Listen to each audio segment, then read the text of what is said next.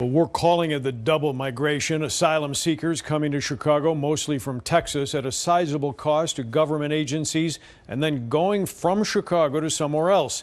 The ABC7 I-Team asked state officials for how many migrants are coming and going. Our investigation with the ABC7 data team tonight revealing this double migration, the coming and going, is running up the tab for a crisis that already caught Illinois by surprise and continues to stretch government resources and finances. Migrants have been flown into Illinois from Texas, expelled by Texas Governor Greg Abbott, and they stop it. You see,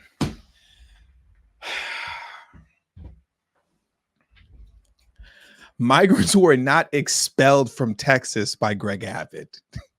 I cannot. That stuff drives me crazy. That drives me up the wall. They were not expelled.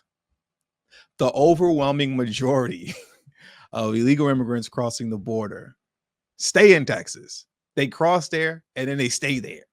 The ones that choose to come to Chicago are the ones that go to Chicago. They made the conscious choice when they showed up and said, take me to Chicago. And if I don't like it there, then the citizens of Chicago will pay for this double migration as I take a plane to New York. And if they don't like it, if I don't like it in New York, then New York will pay for the double migration as I head over to Detroit. Shout out to all my friends in Detroit for your new neighbors. Congratulations and welcome to the party. I just like pulling everybody in Detroit's leg about that. I don't know. I find it humorous. I probably shouldn't. Sure, you're not laughing, but I am.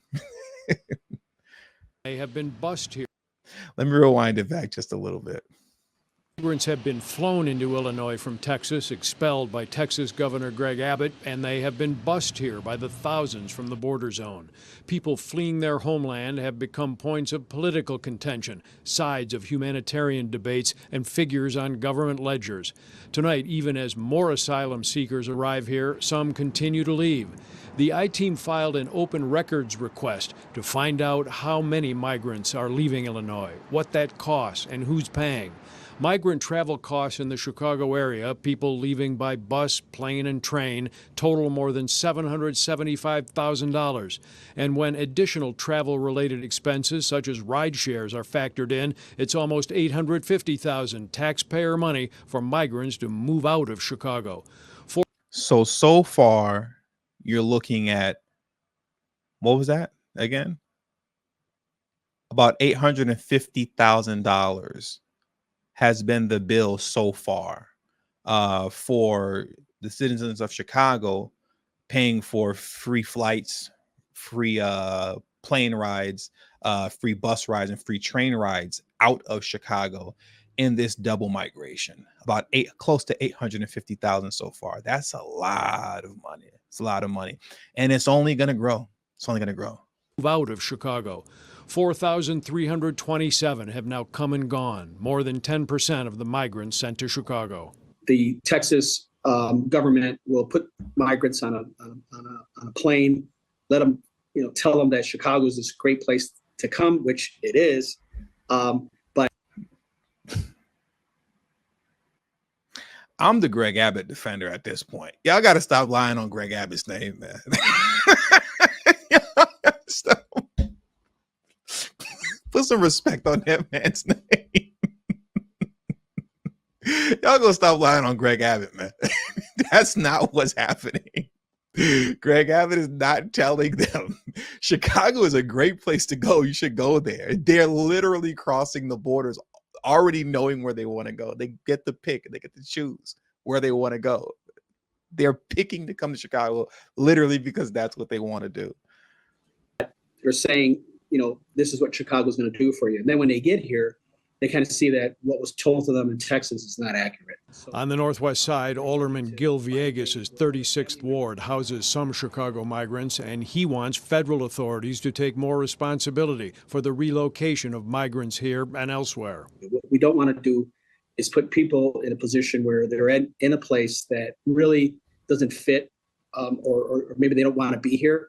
So we are trying to accommodate them as well to make sure that they have they can go ahead and begin their life here in the United States of America. What we don't want to do is further traumatize these folks. We want to make sure that we allow them the ability and the dignity to have a roof over their head, a meal in their belly until we. See, this is something that I've been talking about as of late concerning the victim narrative surrounding them. We don't want to further traumatize them. There's no traumatizing going on.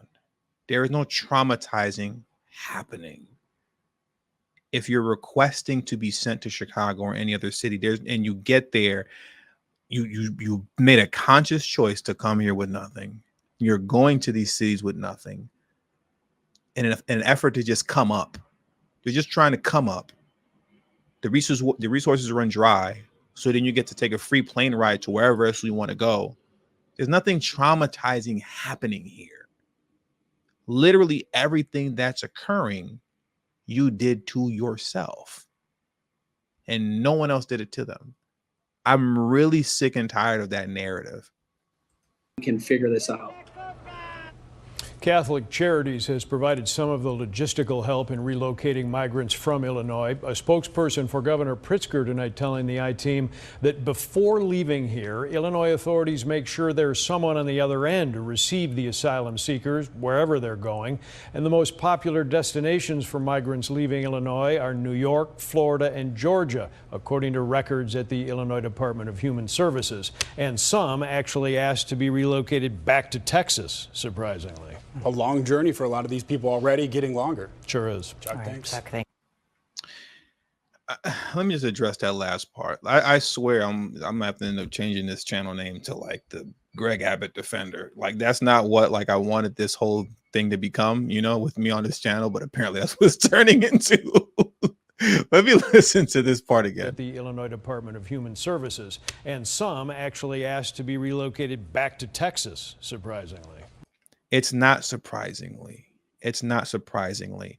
How many of you all remember the live stream I did some weeks back ago where I was going through the story, you know, reading the article, you know, of this one gentleman who basically he used up all his resources. And then after using up all the resources in Chicago, he played this whole kind of victim narrative where he said, oh, if I can't believe I came to the United States and I have to live like this, you know, I'm better off going back to Venezuela and living with my mom, you know.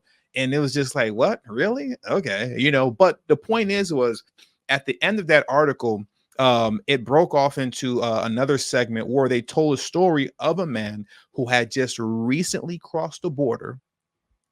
He had family in Houston. He crossed the Mexico-Texas border. He had family in Houston, but chose to come to Chicago. And how many of you all remember this? He chose to come to Chicago to see what all the buzz was about. Do you remember that article? I'm just curious to how many of you actually remember that.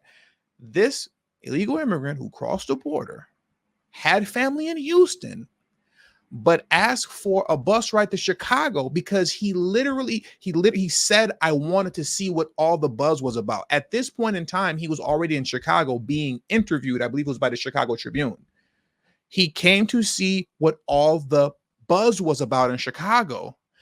And once again, like so many others, when the resources had ran dry, he went back to Houston. He got a free plane ride back to Houston. Shout out to Kiko 410. He said, I remember. Thank you. He had family in Houston when he crossed the border. Said, take me to Chicago so I can see what all the buzz is about. Came to Chicago. Resources went dry. Then he said, take me back to Houston. And the reason he said, take me back to Houston is because the overwhelming majority of these migrants, when they cross the border, they stay in Texas. Texas houses all of them. Texas is basically Mexico. That's what it is. Texas is pretty much a Latin American country at this point, man. You know what I mean? It has kind of been like that for quite some time now, kind of like Los Angeles, here where I am, you know?